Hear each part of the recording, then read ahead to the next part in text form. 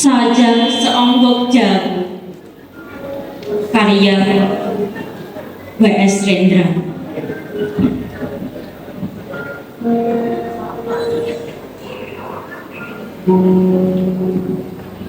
Seonggok jagung di kamar, dan seorang pemuda yang kurang sekolahan.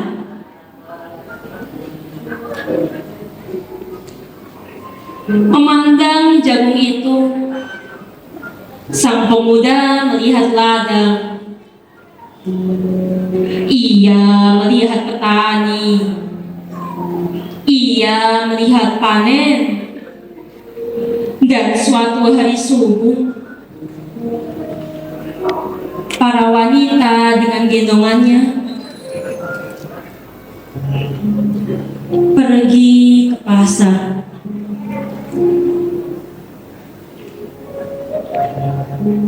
Dan ia juga suatu pagi hari di dekat sumur, gadis-gadis bercanda sambil menunggu menjadi maizena.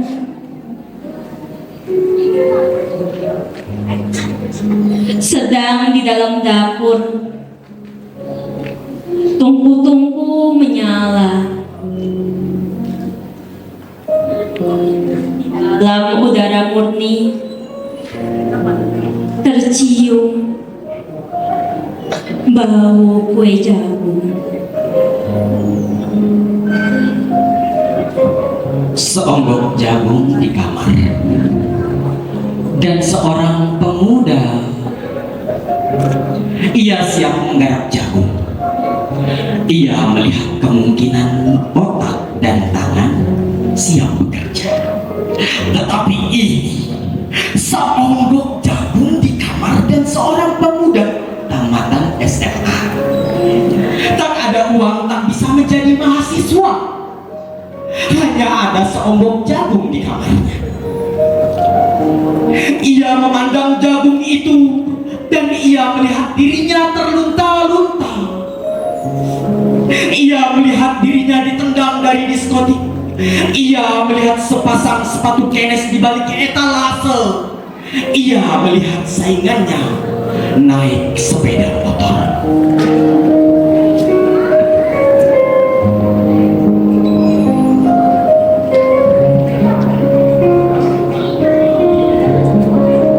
Ia melihat nomor-nomor lotre.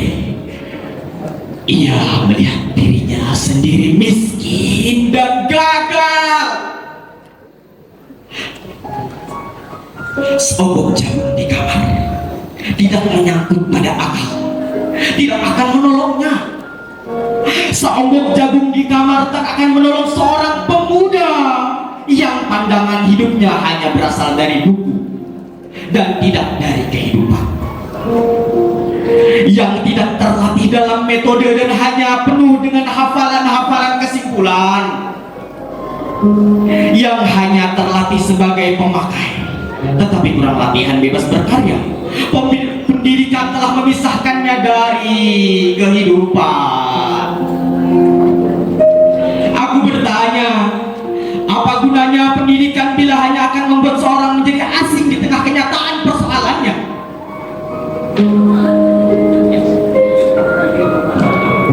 Apa gunanya pendidikan bila hanya mendorong seseorang menjadi layang-layang di ibu kota, kikuk pulang ke daerahnya? Apakah gunanya seseorang belajar filsafat, sastra, teknologi, ilmu kedokteran, atau apa saja, bila pada akhirnya ketika ia pulang ke daerahnya lalu berkata, di sini aku merasa asing dan sepi?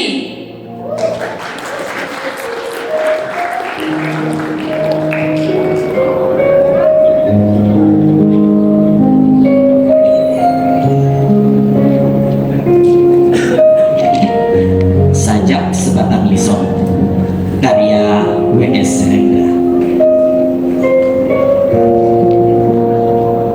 Menghisap sebatang lisong, melihat Indonesia Raya, mendengar 130 juta rakyat, dan di langit 23 cukong mengangkang berak di atas kepala mereka. Matahari terbit, fajar tiba, dan aku melihat 8 juta anak-anak tanpa pendidikan. Aku bertanya, tetapi pertanyaan-pertanyaanku membentur meja kekuasaan yang macet dan papan tulis para pendidik yang terlepas dari persoalan kehidupan.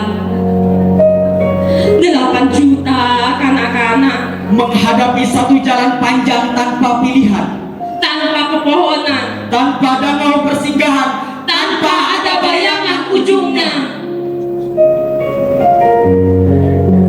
Menghisap udara yang disemprot deodoran. aku melihat sarjana-sarjana menganggur berpeluh di jalan raya. Aku melihat wanita bunting antri uang pensiunan. Dan di langit para teknokrat berkata bahwa bangsa kita adalah bangsa malas, Bahwa bangsa kita mesti dibangun, mesti di-upgrade, disesuaikan dengan teknologi yang diimpor. Gunung-gunung menjulang, langit pesta warna di dalam senja kala. Dan aku melihat protes-protes yang terpendam, terhimpit di bawah tilang. Aku bertanya, tetapi pertanyaanku membentur jidat penyair-penyair salon yang bersajak tentang anggur dan rembulan. Sementara ketidakadilan terjadi di sampingnya, dan 8 juta kanak-kanak tanpa pendidikan termangu-mangu di kaki Dewi kesenian. bunga-bunga bangsa tahun depan berkunang-kunang pandang matanya. Di bawah iklan lampu neon, berjuta-juta harapan ibu dan bapak menjadi gemalau suara yang kacau, menjadi karang di bawah muka samudra. Kita mesti berhenti membeli rumus-rumus asing, Diktat-diktat hanya boleh memberi metode. tetapi kita sendiri mesti merumuskan keadaan. Kita mesti keluar ke jalan raya, keluar ke desa-desa, Mencatat sendiri semua gejala dan menghayati persoalan yang nyata. Inilah sajaku, pamflet masa darurat. Apakah artinya kesenian bila terpisah dari derita lingkungan? Apakah artinya berpikir bila terpisah dari masalah kehidupan? Terima kasih.